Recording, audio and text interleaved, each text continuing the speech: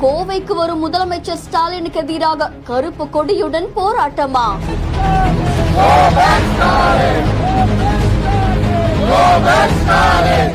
Go back Stalin என்ற வாசகம் பொருந்திய பதாகைகளுடன் போராட்டத்தில் ஈடுபட்ட பாஜகவினர்.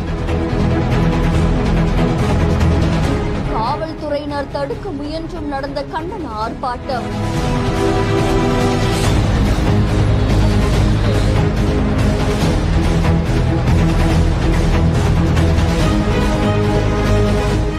வரக்கூடிய தமிழ்நாட்டுடைய முதலமைச்சர் மு.க. ஸ்டாலினுக்கு எதிராக கோவையில் இருக்கக்கூடிய பாஜக இளைஞரணி சார்பாக கண்டன போராட்டம் நடந்திருக்கு.